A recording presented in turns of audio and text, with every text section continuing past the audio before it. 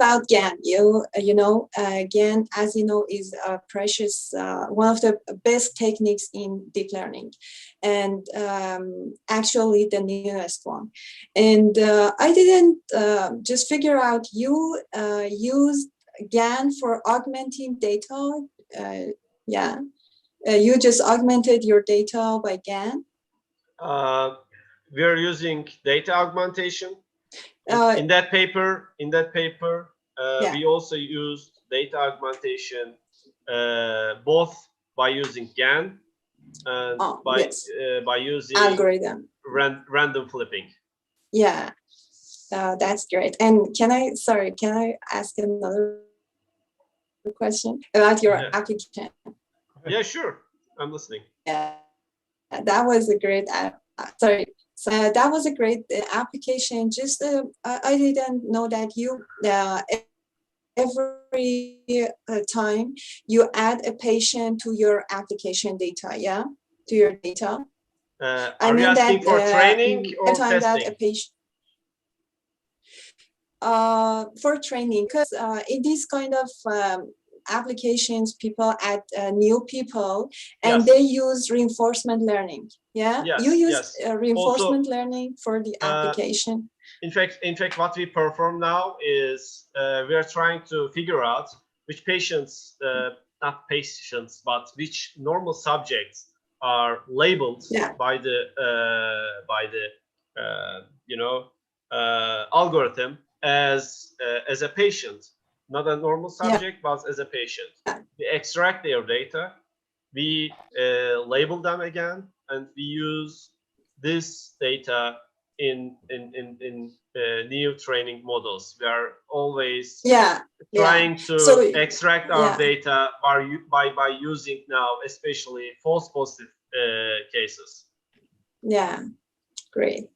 Because currently we have a real acceptable level of sensitivity. It's something like 98-99%, because we put the threshold really high. But the specificity levels are a bit lower. I want them a bit higher. Our specificity levels are 75-76%, and I really need specificity levels over 90 or 92%. So if I want to decrease false positives, I need to teach the algorithm with the false positives. Yeah, because as you know, for example, some net in Google are like ResNet, because of just it is a huge network, and it would be precious. That way, it was a question for me. Your network, how much is big, and Okay, we're ready to move on. Okay. Thank you. You're welcome. Okay. Thank you for that. Oh, sorry. Thank you. You're welcome, and thank you. This is part two. Okay.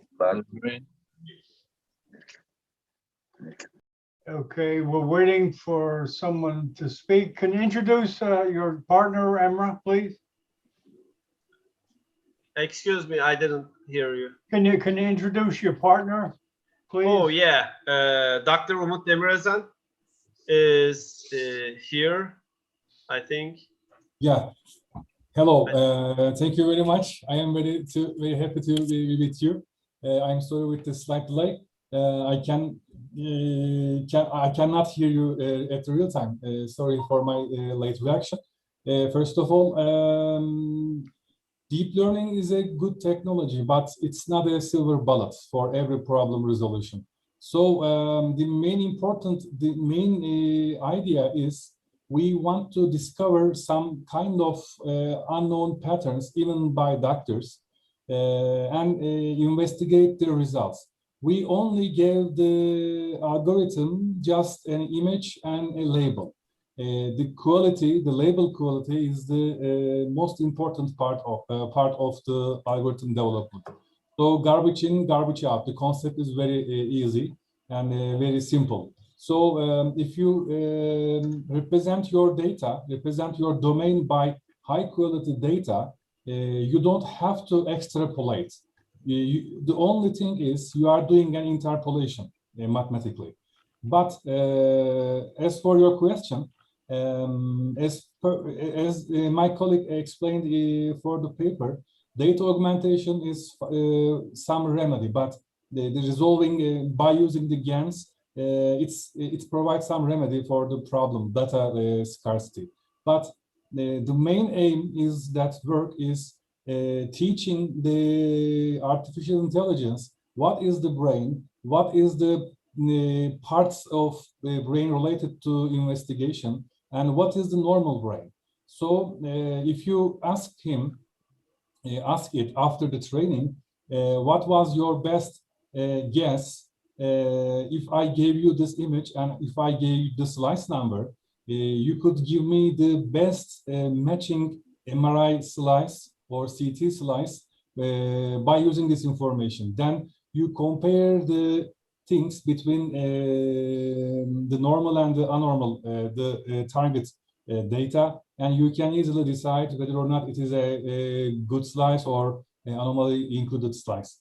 But the other question, our architecture is not big, not so much big. It is not, it's based on the Occam's razor, right? If we can keep it simple, things, the model cannot be highly complex. We can extract some feature by using the deep learning hierarchy, because convolutional neural networks or the segmentation algorithms learns everything in a hierarchy. So it learns from the basic shapes, circles, lines, points, then the more complex polygons as engrams, this kind of complex things. And finally, it decides whether or not it's a good slice or the anomaly included one. So the main reason is we taught the algorithm just only the necessary brain parts, not skeleton, not skull, not synaptic things. We only taught the algorithm just if you know, if you see anything, a bad shape, unusual shape, and if you detect any unexpected fluid around it, it can be an anomaly for us. But it includes really hard parts, because the most important places in the brain has to be investigated hierarchically. So ResNet is a good architecture, UNet is a good architecture, but our solution is based on a novel type of algorithm. It is based on both unetish or convolutional network based algorithm. Excuse me a minute. Do you have slides you're showing? We're not seeing anything. Did you have a presentation or slides? No. He's just. Oh, okay. I'm sorry. I'm just answering the questions. Okay, I'm sorry. Okay, sorry to interrupt. Go ahead. Okay, thank you. So this kind of architecture can both investigate the subject, the patient, slice by slice, and also gives a much more capability to find multiple things, multiple anomalies at one time. So it requires a different architecture than the ResNets. It requires a different kind of approach to the UNet or segmentation networks. So we try to bind it all together. Also, we tried multiple type of algorithms at the same time. So when our algorithm gives good results, like 2 or 3 different doctors gives their opinion about the MRI slices. So their decisions, 3 different algorithms decisions come together and fuse the results, and gives more accurate answers for them.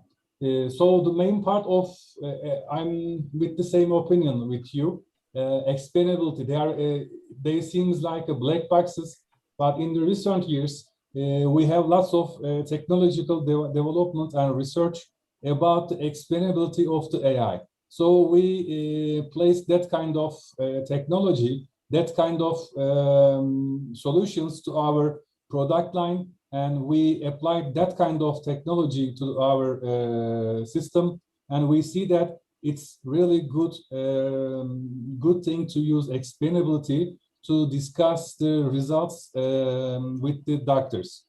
The most important thing is, my colleague has reported 98-97% of accuracy for anomaly detection or other tasks. He means that it gives you the real results, not on the limited type of test sets. He gives you the real life data. Real life data. So we can induce our results 100% accuracy specific data set, but it's not enough because this is not the case. We test all our systems all around the hospital, maybe 6 or 7 different MRI machines with different kind of people, with different kind of patients. These reported results comes from the real scenario, real world data. This is the most important part. I want to emphasize it again. Sorry about it. Thank you very much. I hope I can answer all your questions.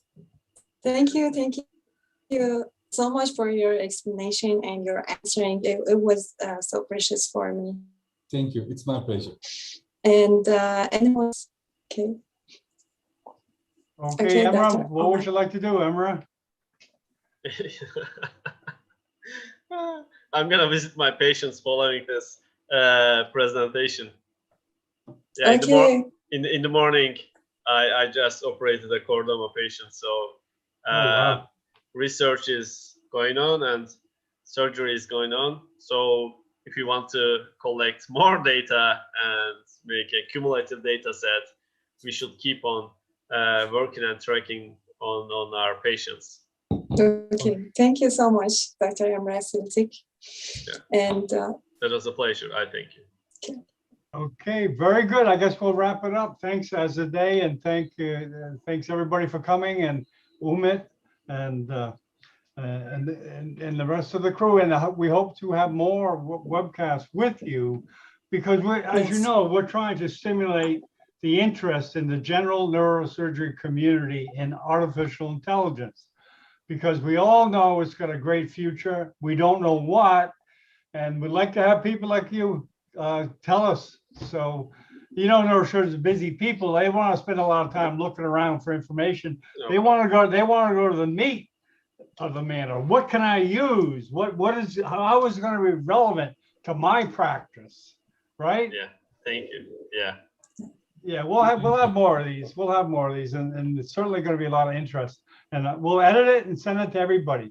But stick around to network. Thank you. I'm going to end the broadcast right now. Thank you. Okay. Thank you. Thank you so much. Thank you very much. Okay.